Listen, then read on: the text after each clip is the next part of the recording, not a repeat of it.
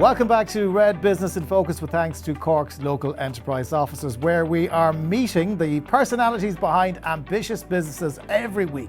This week we have got Teresa Leahy of Leahy's Open Farm in the spotlight. Leahy's Open Farm is a family-run adventure farm which is in business since 1996. It's grown from strength to strength since then.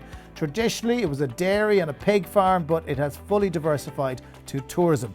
Teresa and her husband Donal took over the farm in 2013, and we can't wait to hear all about it. Teresa, how are you? I'm very good, thanks. It's lovely to talk to you. Now, you've brought treats, which is always a good start, but you have 30 seconds to try and encapsulate what you guys do. Okay, so we are a family open farm where it's bursting with family fun and adventure for anybody that comes to visit. You will see a selection of animals, from alpacas to snakes to rabbits to goats to hens to ducks to all the usual traditional type animals. We also have a huge amount of playgrounds, adventure trails. We have a new playground put up just last Easter, a big massive castle up at the back of the farm. We also have a selection of museums, which Eddie has been working on, my father-in-law, for years, putting them together. And we have a beautiful cafe with all the food is handmade. We have an ice cream and chocolate factory, which you see some of the products later on. And we have a little mini digger park where people can actually ride a JCB digger. Yes, and I've actually done that, which is tremendous fun, right? I'm not sure I was supposed to, but I did it anyway. Let's talk about this first of all, because this is relatively new to me, because I was familiar with all the other bits and pieces. When did you start making the lovely chocolates? Well, chocolates, ice cream came about in 2016. The chocolates were probably a year or two later than that, 2017, gone on to 2018. I suppose the chocolates was kind of a side little venture alongside the ice cream. We had been, I suppose, we were a dairy farm, as you said. All of the cows went about 10 years ago or more, I'd say, at this stage. And we were looking at the farm, looking at what we had and what we were offering to the public, and we had no cow. So we said, we need a cow, you know. So we decided to do... who doesn't? Yeah, we need a cow. We all need a cow. So, right? so we started doing a cow milking demonstration on the farm with the public. So they came in, they sat. We had a little mobile milking unit where the family sat around, and we actually introduced the cow, and the kids came up and rubbed the cow with their brushes and all of that. And then we milked the cow. So the cow stood while she was eating her feed, and we put on the clusters on the cow, and you could see the milk physically coming from the cow into the churn. It was amazing. Yeah. So then we were using the milk for some of the farm animals and that, and it came to a point where we kind of didn't know what to do with the milk. So we were kind of dabbling a little bit in yogurt and cheese, and we said, no, it has to be ice cream. We have families coming to the farm, it has got to be ice cream. So in other words, it was an accident. It kind of was. Yeah. A good accident. A happy accident, yeah. Absolutely. And the happiest cow in Ireland getting groomed every single time she came into the milking parlour. Yeah. Quality milk. So what do you do with this now? So do you sell this product exclusively on the farm? So this is kind of the takeaway from the day at the end. Yeah, so it started off, we were using retail ice cream, I suppose, at the time. Then we started selling our own ice cream. I suppose at the start, when we were making ice cream, all of our ice cream went to research. We came out with little tubs of ice cream for everybody that came to the farm, asking them, take a taste, see what you think. Do you like it? Do you not like it? Do we change a little bit? A captive audience, really. Yeah, we had it there and then, you know.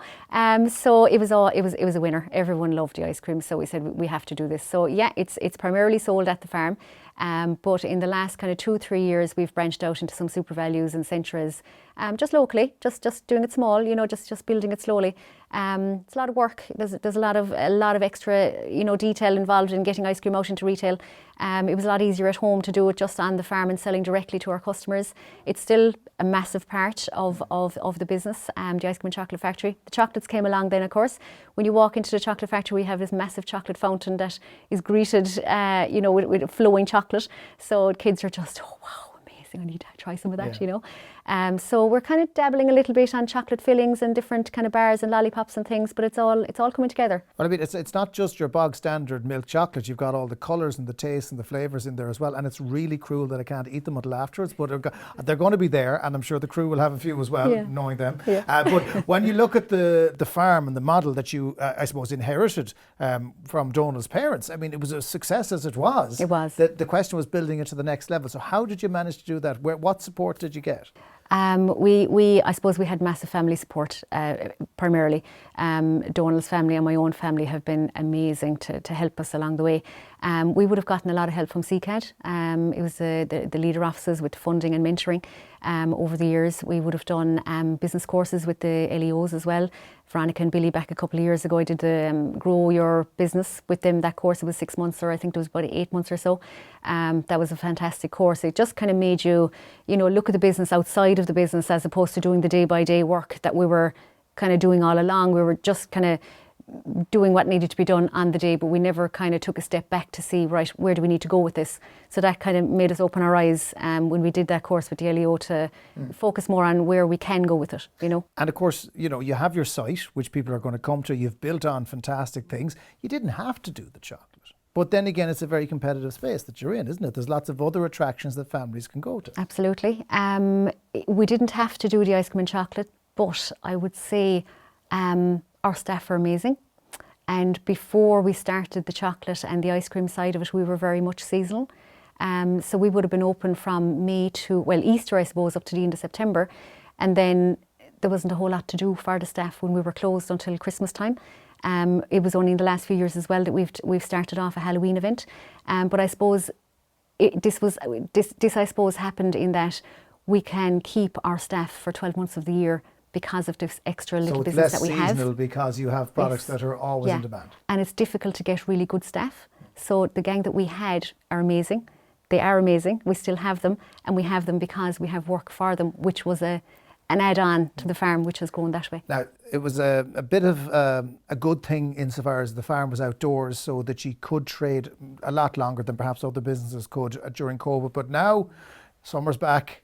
Everybody's looking for something to do with the kids. It must be absolutely jammed down there, is it? Jammed. It is. It's going amazingly. There's a great buzz when you come into the open farm. The kids are buzzing. The parents are in good form. They're looking forward to a good day out. And as soon as they go out through the doors of the conservatory, they're greeted with like climbing frames and adventure trails, and they can see the chocolate factory on one eye, and they can see the maze. The maze. Trying to get lost in the maze. The parents love it. The kids are in there for 10-15 minutes, and the parents have a 5-minute. I'll sit down here and I'll just relax for a second. Yeah, I can still see their heads bobbing through the hedge. It's fine. They're okay. But it's very busy. Well, good luck and continued success to you. I will look forward to enjoying this ice cream and this chocolate at the very end, if there's any left by the time we're finished up. leahysopenfarm.ie is your website address. Teresa Leahy, thank you so much for coming in. Good luck to yourself and Donal. We'll talk again. Thank you. That is it for this week's episode. Next week, we're going to be joined by Alan Bruce of BioThrive.